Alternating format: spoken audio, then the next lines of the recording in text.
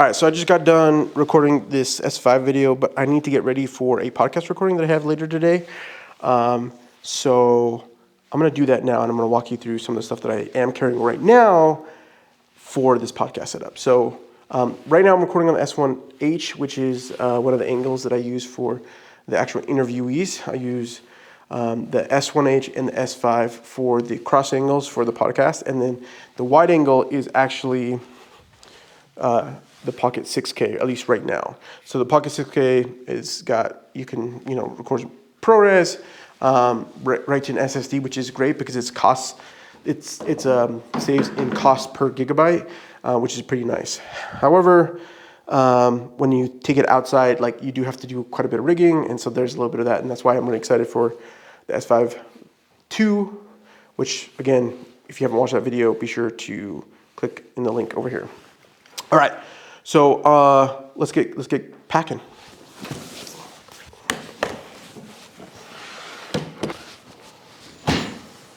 All right, so let's start here. You probably can't see me, and I'm probably out of focus, but whatever. This bad boy is a Shimoto, I think Explorer V2. This backpack is super wonderful. There is a review in the works for this. With my podcast setup, what I end up doing is I take this 50 mil cine lens for my S5 because I like this 50 mil focal length for the shot. So I'll have the S1H with 24 to 70.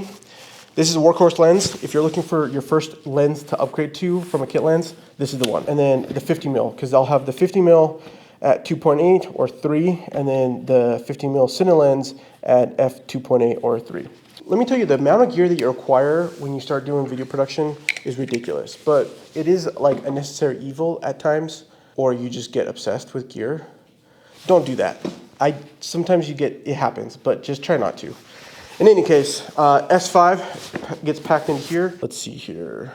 Actually, what I'm gonna do, real side note, this is the Seven Artisans Visions Cine line. Super wonderful lens. It really is such a bang for your buck lens. So a couple things I don't need is I don't need my top handle. I do need that lens cloth or this wireless lav kit. This is an 85 mil. Don't need these things. I am going to take my Insta360 camera because I want to get a shot, like a time lapse of me setting up the interview set. And then I have 2 extra batteries that I take with me for this setup. Now I'm trying to think if there's anything else I need to put in here. I will say I use, SmallRig has these cinema tripods. They're like $125. They're not they're good enough. They get the job done. They're pretty good for the value cost. You get a ball head. They're big, but I also have the Peak Design tripod that I take just because it fits my S5 just fine. And the other 2 cameras, I end up using a Manfrotto plate, because it doesn't take Arca Swiss, which is what my preferred setup is when I'm doing it on this one camera solo shoot setup. This Pelican case is where most of the other stuff goes into. I have the power adapter for the Blackmagic because, like I said, the Blackmagic does take a lot of power. For the microphones, I use the Shure S7 MV7s. The microphones I use right here are the Shure MV7Xs, which stands for XLRs. And these bad boys just go right here. I like the Shure MV7s because they're a little bit cheaper than the SM7Bs. And they still get the same style aesthetics. Whatever, but they're really good microphones. They sound great, really robust. They do have a version that you can have both XLR and USB. I decided not to go with that route just because it just didn't make sense for me. As you can see, I did add a follow focus on this Blackmagic just because I was testing my manual focus abilities. But although I'm okay at manual focus, why not just accept it? Accept autofocus. I really should get one of those multi-tools from SmallRig or whatever other company that does, you can get all your Allen keys and stuff in the one kit, but I just carry around a bag with a whole bunch of them that I have. It is what it is, you know what I mean? This bad boy goes in here. Oh, to record the podcast, I record to the Zoom PodTrack P4. I have a gripe with Zoom. I like most of their products. They provide some really great stuff, especially for audio quality and for what they do. The biggest thing that I hate about it is that the battery life on this is shit. Battery life on this, like you can put new batteries in this thing and you can like only use it for one podcast that is an hour long. Like that is not usable, guys. Like if you've ever, let me just say this, if you've ever been in a podcast situation or some long form interview set up and you're using the Zoom H4 or Zoom H6 and you have had to like stop the recording because you just put fresh batteries in and had to like replace it because the interview went long or whatever, leave a comment down below because I want to know. Maybe that's just me. Maybe I'm doing something wrong. I don't know.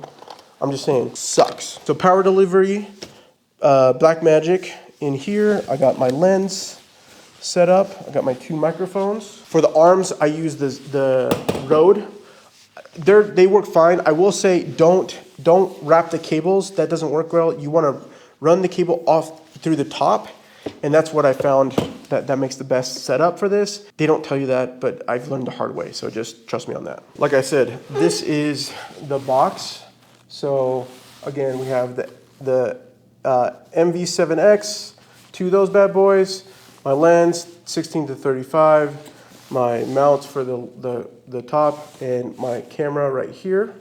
And then the last thing I do is I add the XLR cables to the top. To transport these bad boys, I end up folding them down, and I don't know if I'm supposed to do this, but I end up putting a bongo tie. Super useful tool for, carrying stuff. Just put that bad boy on that so it holds it together so they're not like super hard to like transport. I will say be careful when you're using these bad boys because you will pinch yourself. Without a doubt, at some point you're gonna pinch yourself. It's just it's the nature of the beast. So this goes in here. Put my clean batteries on my right, or my charged batteries on my right hand side. Any used ones on the other side. That's basically everything except for the tripods, which one of them I'm using, the other one's over here on the floor, and the other one I have to pack up. But I'm gonna call it that for right now. Last thing I do is I always do a triple check before I leave. I do, okay, do I have my 2 cameras? Do I have my lenses? Do I have my batteries that are charged? Do I have a backup microphone if something happens for whatever reason? Do I have extra batteries for the Zoom? Like I said, it's always a problem. Do I have the power adapter? I go through my whole checklist on that things. Oh, one last thing I haven't mentioned. Again, the amount of stuff that you have to take for a video shoot that has 3 cameras is ridiculous, but it is what it is. I use this ProPhoto light stand with the Amaran 100D.